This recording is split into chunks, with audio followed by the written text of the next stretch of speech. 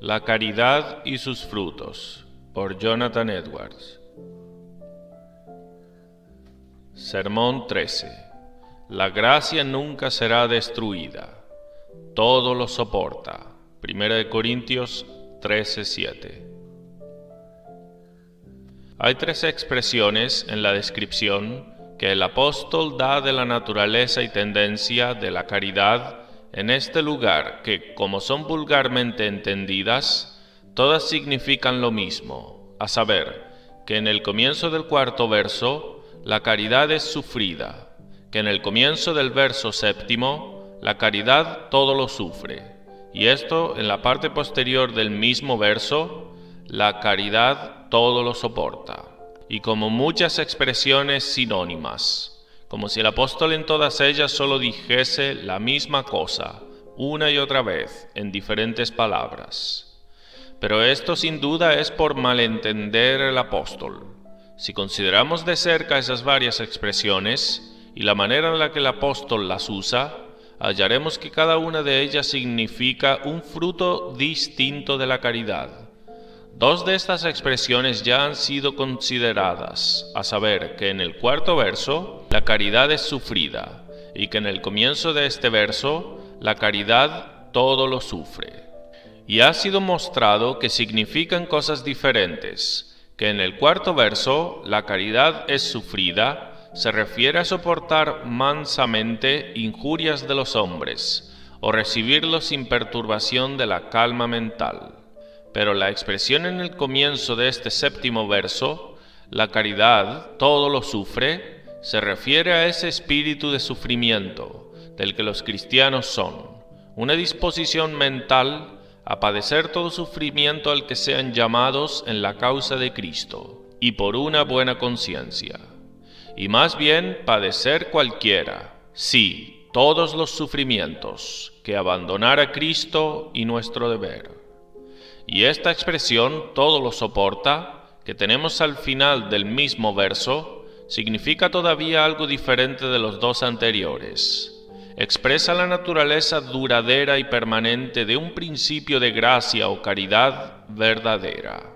Como, sea cual fuere la oposición con la que se depare, no desfallece, sino que permanece o perdura. Las dos expresiones en este verso, todo lo sufre, todo lo soporta, en nuestra traducción inglesa, en el uso común prácticamente, llevan el mismo importe. Pero no es así en el original. La expresión que es traducida, todo lo soporta, está en el original, panta hipomenei, que en la traducción más liberal es, permanece bajo todas las cosas, es decir, permanece bajo toda oposición. Por la explicación que ha sido dada de las expresiones en este verso, todo lo sufre, todo lo cree, todo lo espera, todo lo soporta, el sentido del apóstol en las palabras aparece fácil y natural y consistente con el contexto. El apóstol, planeando exponer el beneficio universal de la caridad o de un espíritu de amor cristiano y mostrar cómo es la suma de todo lo que es bueno en el corazón, primero muestra cómo dispone a todo comportamiento bueno hacia los hombres, y luego resume ese asunto en el verso anterior. La caridad no se goza de la injusticia, mas se goza de la verdad. Y entonces procede y declara que la caridad no solo dispone a hacer, sino a sufrir en la causa de Cristo. Da un espíritu de sufrimiento y soporta todas las cosas. Y esto lo hace al promover las otras dos gracias de la fe y esperanza, que están respectivamente relacionadas con el sufrimiento en la causa de Cristo. Pues tales sufrimientos son las pruebas de nuestra fe, y lo que sostiene a los cristianos bajo ellos es una esperanza de un peso de gloria eterno y más sobresaliente que esos sufrimientos leves, que no son sino por un momento. No son dignos de serle comparado. Pero la caridad aprecia esta fe y esperanza. Todo lo cree y todo lo espera. Y como el fruto de esto, todo lo soporta, o persevera y resiste, y no puede ser vencido por toda oposición hecha, pues la fe vence al mundo, y su esperanza en Dios los hace siempre triunfar en Jesucristo. Doctrina. Gracia cristiana verdadera es tal que nada que se le oponga podrá vencerla. Existen muchas cosas que se oponen en gran manera a la gracia que hay en el corazón de un cristiano. Este principio santo tiene innumerables enemigos, por decirlo así, constantemente vigilando y guerreando en su contra. El cristiano es rodeado de enemigos por todos lados, siendo un peregrino y un extranjero en la tierra. Él está como si fuera en un país enemigo. Existen miles de demonios que son enemigos amargos a la gracia que hay en el corazón de un cristiano, y hacen todo en su poder contra ella. Y el mundo es un enemigo a ella, abunda con personas y cosas que le hacen oposición a ella. Y el cristiano no solo tiene muchos enemigos afuera, sino multitudes dentro de su propio pecho que lleva consigo, y de lo cual no puede deshacerse. Muchas corrupciones que tienen pie en su corazón, que son los peores enemigos de la gracia, y están bajo mayores ventajas de cualquiera. Muchas corrupciones que tienen pie en su corazón, que son los peores enemigos de la gracia, y están bajo mayores ventajas de cualquiera en su guerra contra ella. Esos enemigos no son solo muchos, sino sobremanera fuertes y poderosos, y amargos en su enemistad, implacables, irreconciliables, enemigos mortales, buscando nada más sino la ruina total y derrotar a la gracia. Y son incansables en su oposición, de modo que el cristiano, mientras permanece en este mundo, es representado como estando en un estado de guerra. Su trabajo es el trabajo de un soldado. Muchos son los asaltos poderosos y violentos que los enemigos de la gracia hacen sobre ella. Están constantemente asediándola, pero a veces la atacan como a una ciudad que tomarían por sorpresa. Siempre están acechando y vigilando por ventajas contra ella, pero a veces se levantan en una furia terrible contra ella. A veces un enemigo y a veces otro, y a veces todos juntos, unánimes asediándola por cada lado, cubriéndola como un torrente, listos para abrumarla, y como si se la quisieran tragar de una vez. A veces la gracia en medio de la oposición violenta de sus enemigos, asediándola con fuerza unida, es como una chispa de fuego rodeada de ondas espesas, u ondas fieras, que aparecen como si quisieran tragársela y extinguirla en un momento. O como una joya de oro en medio de un horno de calor furioso, suficiente para consumir cualquier cosa menos el oro puro, que es de esa naturaleza que no la consumirá en el fuego. Es prácticamente igual con la gracia en el corazón de un cristiano, como lo es en la iglesia de Dios en el mundo. Es el puesto de Dios y es pequeña, y es hecha mucha oposición contra ella por innumerables enemigos. Las potestades de la tierra e infierno están comprometidos contra ella, si posible para destruirla, y a menudo surge con tal violencia y tal fuerza que, si fuéramos a juzgar solo por lo que aparece, se la tragaría inmediatamente. Es con eso como con los hijos de Israel en Egipto, contra quienes el faraón y los egipcios, con toda su hueste y fuerza, se empeñaron por extirparla, y como fue con David en el desierto, que fue perseguido como una perdiz en las montañas, y llevado por los que buscaban su vida de un desierto y cueva a otra, y varias veces perseguido en tierras extrañas. Y como ha sido con la iglesia cristiana bajo la persecución pagana y anticristiana, cuando todo el mundo, como si fuera, uniese su fuerza y deseo de extirpar la iglesia de Dios por muchas épocas con su mayor crueldad y más sangrientas persecuciones, destruyendo muchos miles y millones, sin respetar sexo o edad. Segunda proposición: toda la oposición que es hecha contra la verdadera gracia nunca podrá extirparla. Los enemigos de la gracia en muchos respectos pueden conseguir muchas ventajas contra ella. Pueden oponerse sobremanera a ella y reducirla, y someterla a tales circunstancias que puede parecer que es llevada al mismo borde de la ruina total. Pero sin embargo, vivirá. La ruina que parecía inminente será evitada. Aunque el león rugiente a veces venga con la boca abierta y no aparece ningún refugio visible, aún así el cordero escapará. Sí, aunque sean las mismas garras del león y del oso. Sin embargo, será rescatada y no devorada. Sí, aunque parezca ser tragada realmente como Jonás en el vientre de la ballena, aún así será vomitada de nuevo y vivirá. Es con la gracia en el corazón en este respecto, como lo fue con el arca sobre el agua. Por muy terrible que la tormenta venga, sí, aunque sea tal que traiga un diluvio universal, que abrumará todas las otras cosas, sin embargo, no abrumará eso. Deja que el diluvio suba como nunca, aún así se mantendrá sobre el agua. Aunque las poderosas aguas puedan subir por encima de las cimas de las mayores montañas, aún así no serán capaces de subir por encima de este arca, sino que aún aparecerá por encima del agua. O como fue con el barco en el cual Cristo estaba, aunque surgiera una gran tormenta y las olas fueran altas, tanto que parecía como si el barco fuera a ser tragado instantáneamente, sí, aunque realmente fue cubierto con olas, aún así no se hundió. Y una buena razón de por qué no sucedió eso era que Cristo estaba en el barco. Así, la gracia en el corazón es como la iglesia de Israel en Egipto y en el Mar Rojo y el desierto.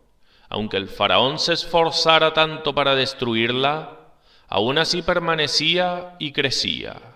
Y cuando al final persiguió con todo su ejército y carruajes y caballería, cuando fueron encerrados por el Mar Rojo y no vieron ninguna salida para escapar, y estaban al borde de la ruina, aún así escaparon, y no fueron entregados como presa a sus enemigos.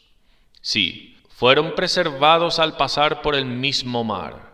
Cuando estuvieron en el medio del mar, las aguas no podían inundarlos, y fueron preservados por mucho tiempo, hasta en un desierto desolado en medio de hoyos, y sequía, y serpientes voladoras ardientes. Así como las puertas del infierno nunca podrán prevalecer contra la iglesia de Cristo, así tampoco podrán prevalecer contra la gracia en el corazón. La semilla permanece y nadie puede desarraigarla. El fuego es mantenido vivo hasta en medio de diluvios de agua. Aunque a menudo parezca como si estuviera casi apagada, no haya llama sino solo un pequeño humo, aún así el pábilo humeante no será apagado. Mateo 2:20. Y la gracia al final tendrá la victoria, aunque pase por una larga serie de conflictos y sufra muchas desventajas y reciba muchas heridas, aún así vivirá, y no solo eso, sino que finalmente prosperará y prevalecerá y triunfará, y todos sus invasores serán sometidos bajo sus pies. Como David en el desierto, aunque fuera mantenido mucho tiempo en circunstancias muy bajas y angustiadas, perseguido por sus potentes enemigos, y varias veces parecía estar en el mismo borde de la ruina, parecía haber un paso entre él y la muerte, cuando Saúl lo rodeó listo para capturarlo. Sin embargo, al final prevaleció, y en vez de ser un fugitivo en las montañas y cuevas de la tierra, vino a sentarse en el trono de todo Israel, y a ponerse la corona real en gran prosperidad y gloria. Y como José, que aunque sus hermanos planearan matarlo, y fuera lanzado a un hoyo por ellos, y después vendido como esclavo a Egipto, y allí lanzado a una mazmorra, sin embargo, al final fue exaltado sobre la tierra de Egipto y sobre todos los que antes se habían opuesto a él. Así es con la gracia en el corazón. Nunca podrá ser destruida por sus enemigos y por toda la oposición que sea hecha contra ella.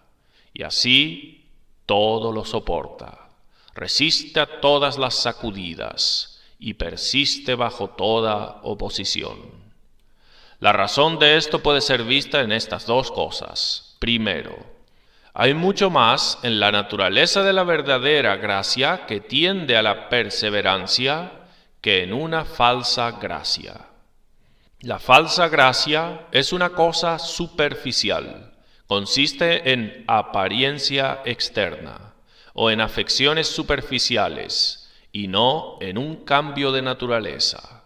Pero la verdadera gracia llega al fondo del corazón, consiste en una nueva naturaleza y por eso no es de admirar que sea más duradera.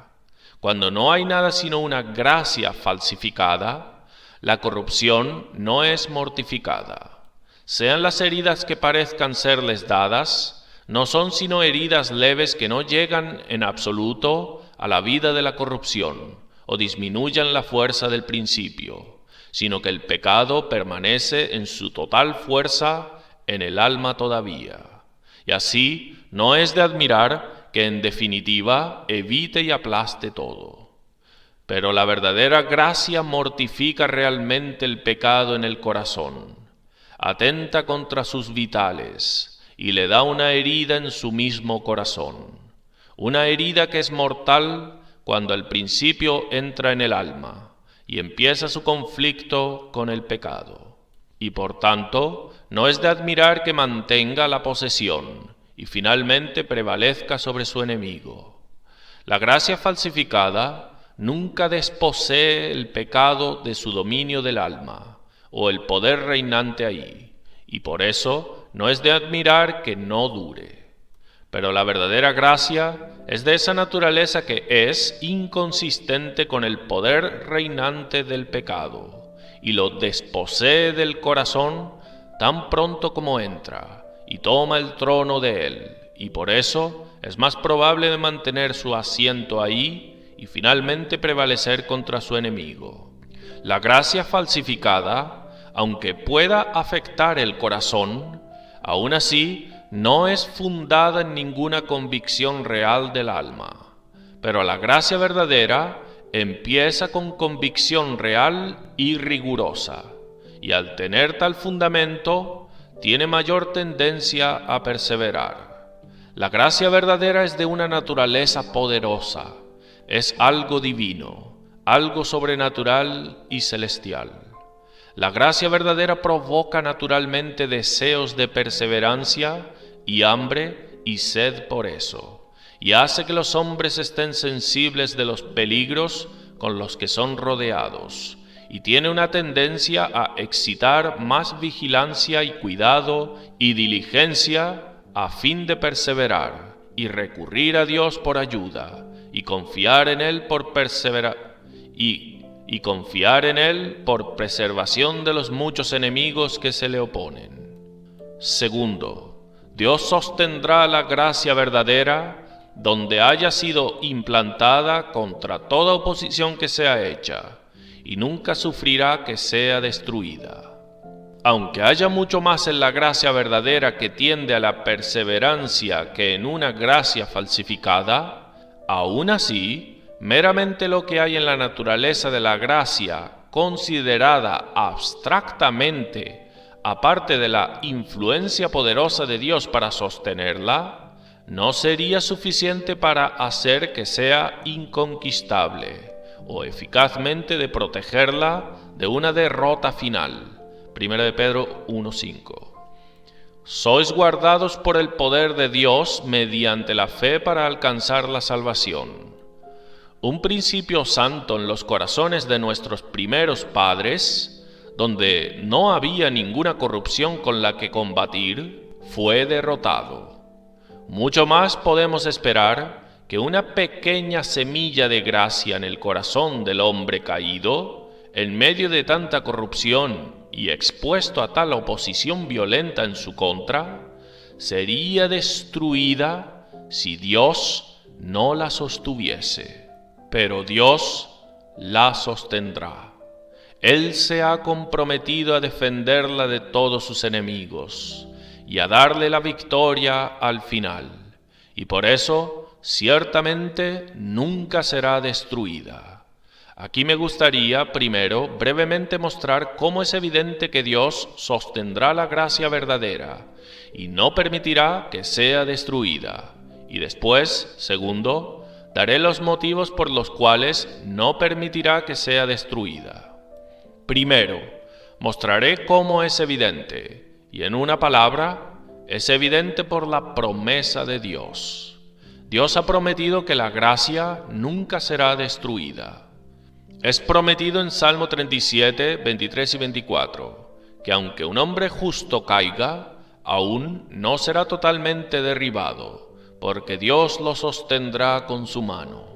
Y ha declarado con respecto a quienes en cuyos corazones pone su temor, que ellos no se apartarán de él. Jeremías 32, 40. Y Cristo ha declarado que es la voluntad de su Padre que ninguno de esos pequeños se pierdan. Mateo 18, 14. Y significa que es imposible que los elegidos sean fatalmente engañados.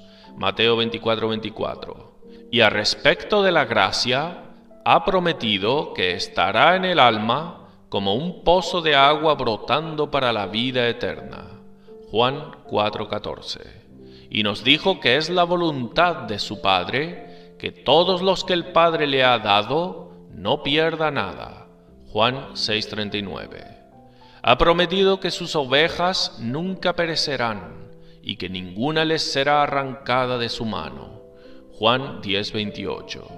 Y es declarado en Romanos 8:30 que los que son llamados son justificados, y que los que son justificados también son glorificados, y que nada podrá separar verdaderos cristianos del amor de Cristo, ni la muerte, ni la vida, ni los ángeles, ni principados, ni potestades, ni cosas presentes, ni cosas venideras, ni altura, ni profundidad, ni ninguna otra cosa será capaz de separarnos del amor de Dios que está en Cristo Jesús nuestro Señor. Romanos 8, 38 y 39. Y es prometido que donde Dios empezó una buena obra, Él la perfeccionará hasta el día de Jesucristo. Filipenses 1:6. Y que Jesucristo los confirmará hasta el fin. 1 Corintios 1, 7 al 9.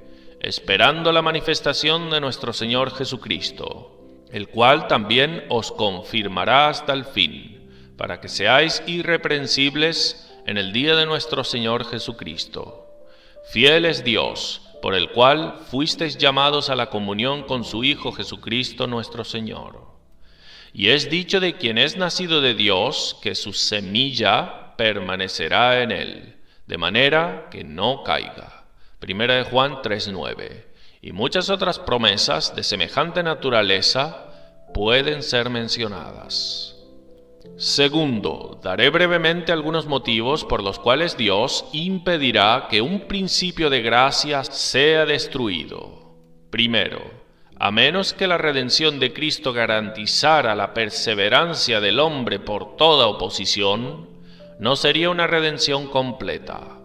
La redención de Cristo era para redimirnos de la miseria a la cual estábamos sometidos bajo la ley y llevarnos a la gloria.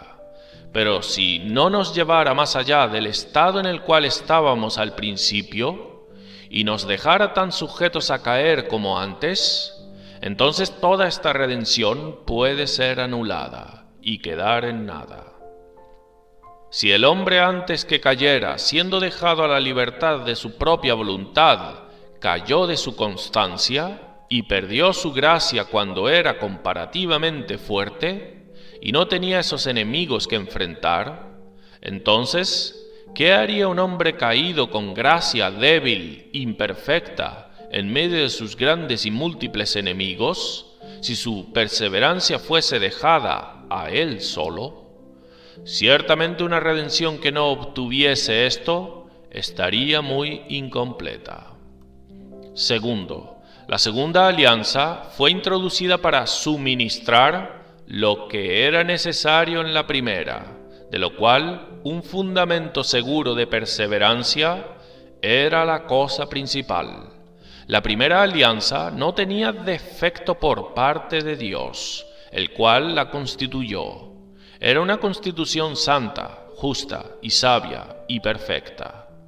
Pero sin embargo, se demostró que por nuestra parte era insuficiente, que necesitábamos algo más a fin de que fuera eficaz para nuestra felicidad. Y la cosa que faltaba era un fundamento seguro de perseverancia. Todo el fundamento que teníamos bajo la primera alianza era la libertad de nuestra propia voluntad, y fue hallado que no debíamos depender de ella. Dios, por tanto, ha hecho otra alianza. La primera estaba sujeta a fallar, y por eso otra fue introducida que no podía fallar, y por eso es llamada una alianza eterna. Isaías 55:3. Las cosas que pueden ser sacudidas son removidas, y dejan paso a aquello que no puede ser sacudido. La primera alianza tenía un cabeza y garantía que estaba sujeta a fallar.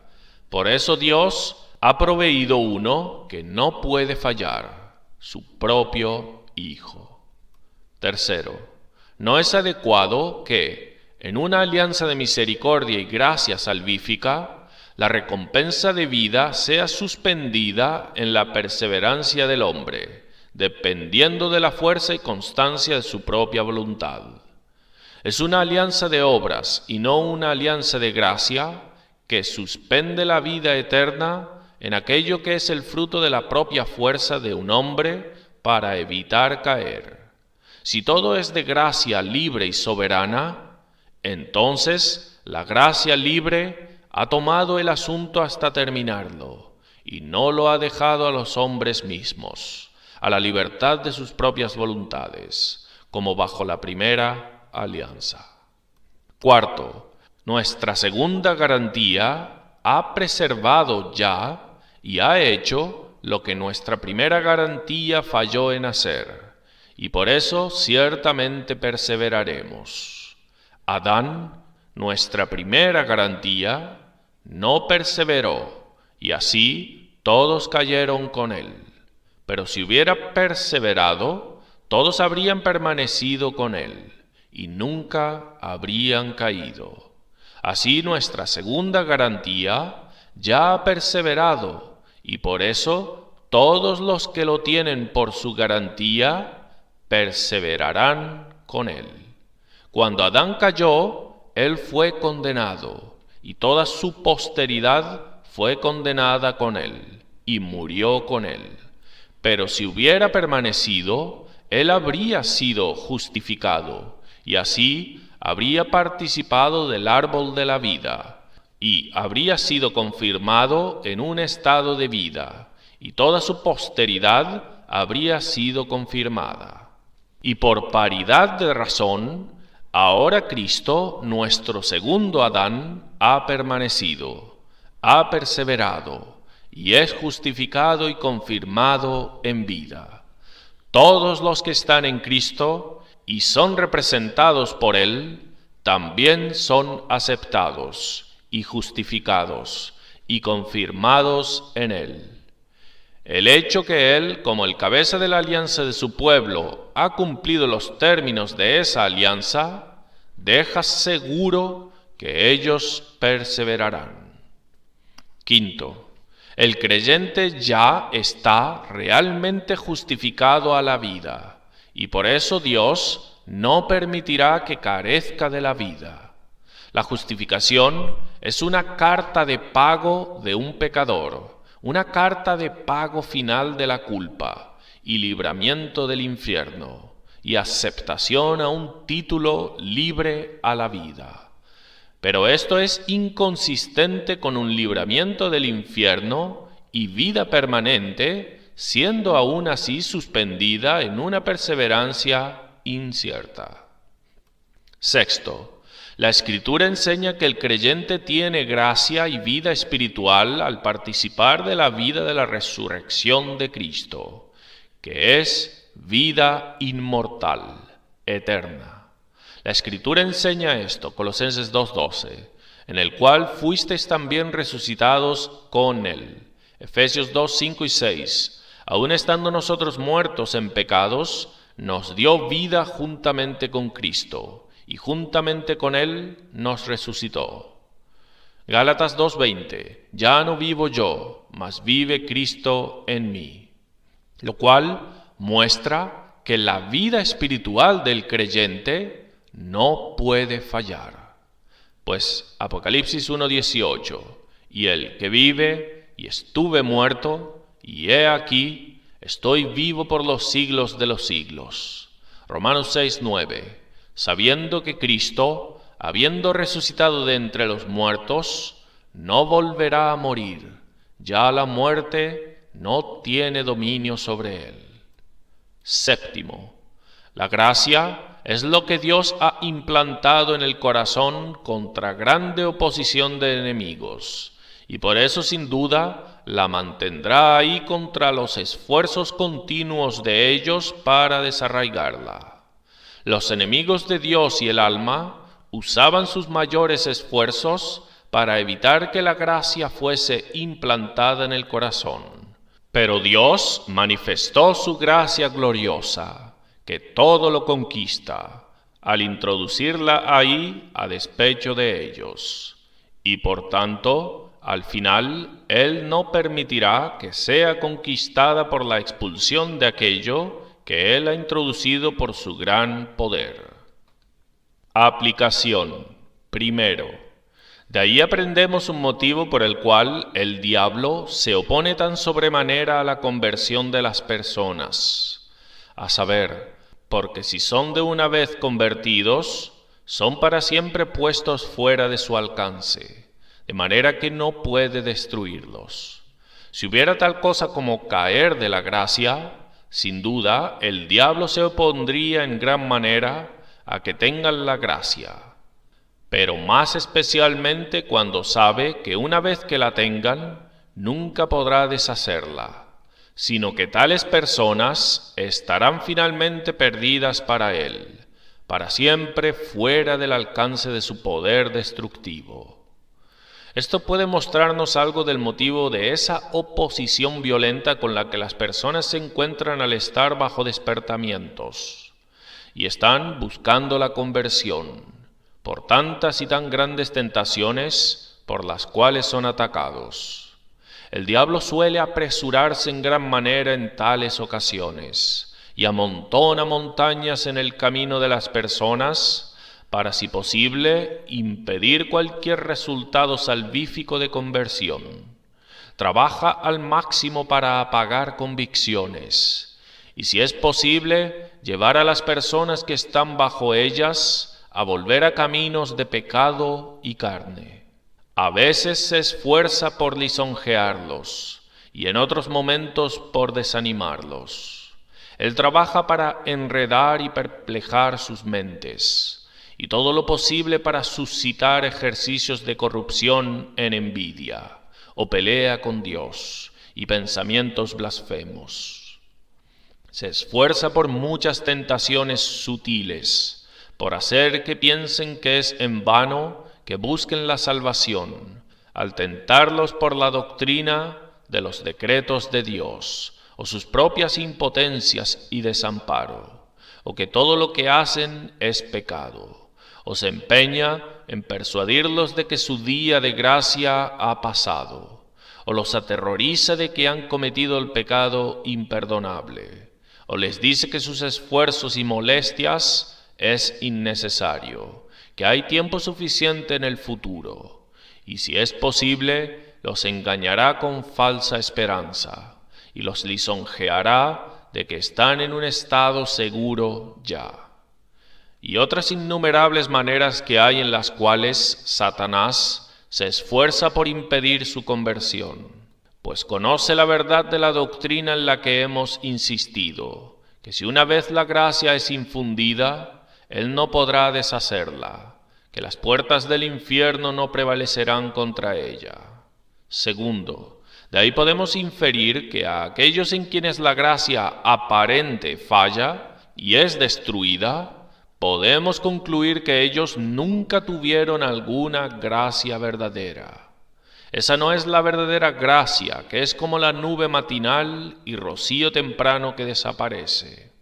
Cuando las personas parecen ser por un tiempo despertadas y aterradas, y tener un sentido considerable de sus propios pecados y vileza, y después de eso ser bastante afectados con la misericordia de Dios, y tener aparentes descubrimientos y mucho consuelo, pero cuando la novedad de la cosa termina, todo se va y no hay cambio permanente, atendiendo a lo que el apóstol dice de quien está en Cristo Jesús en 2 Corintios 5:17, si alguno está en Cristo, nueva criatura es, las cosas viejas pasaron, he aquí son hechas nuevas.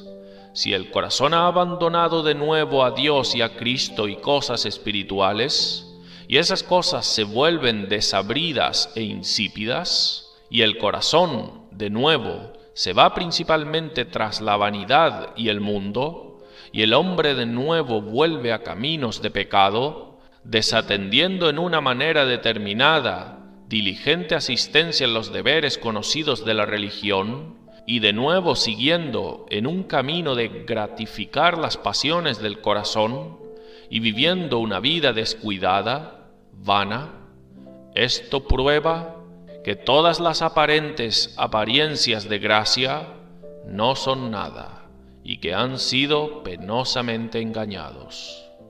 Tercero, aquí hay materia de mucha alegría y consuelo a aquellos que tienen buena evidencia de que de hecho tienen verdadera gracia en sus corazones. Aquellos con quienes es así, poseen una joya inestimable, que es más valiosa que todas las joyas de oro y piedras preciosas, y todas las coronas y tesoros terrenales en el mundo. Y esto puede ser materia de mucho consuelo para ellos, que ellos nunca la perderán, su joya, sino que quien se la dio a ellos, la mantendrá por ellos, y que así como los trajo a un estado feliz, así Él los sostendrá en ella, que el gran poder de Dios que es capaz de someter todas las cosas así, está del lado de ellos, y los fortalecerá, para que ninguno de sus enemigos sea capaz de destruirlos. Pueden regocijarse en eso, que tienen una ciudad fuerte, a la cual Dios ha designado salvación, por murallas y baluartes. Y cualquiera que sea la amargura que sus enemigos manifiesten en contra de ellos, y por más sutil y violento que sean en sus intentos de destruir, ellos pueden afirmarse en las alturas, en las montañas de rocas sobre las cuales Dios los ha puesto, y pueden reírse del poder del enemigo, y pueden triunfar sobre ellos, gloriándose de que el Altísimo es su refugio, y debajo están los brazos eternos, y que Jehová monta por los cielos en su ayuda, y en su excelencia en el cielo, que ha prometido finalmente someter a todos sus enemigos debajo de sus pies, y las cosas que ha prometido es capaz de realizarlas. Cuarto, aquí hay materia de mucho aliento para que los santos luchen seriamente contra los enemigos de sus almas. ¿Qué desventaja hay en un ejército o soldados que van a la guerra, cuando van a la batalla con poca esperanza de vencer, pero con la expectación predominante de ser vencido? Como la esperanza en un caso puede ser mitad de la victoria, así el desaliento en otro sería probablemente la garantía de la derrota. Lo posterior debilitaría y flaquearía, mientras que lo anterior cooperaría y aumentaría la fuerza. Ustedes, que tienen buena evidencia de que tienen gracia en sus corazones, tienen, entonces, todo lo que necesitan para alentarlos. El capitán de vuestra salvación, con toda seguridad, los conducirá a la victoria al final. Quien es capaz de sostenerte, ha prometido que tú vencerás, y su promesa no fallará. Descansando en esa promesa, sé fiel a tu parte, y dentro de poco el canto de victoria será tuyo, y Él pondrá la corona de victoria con sus propias manos sobre tu cabeza.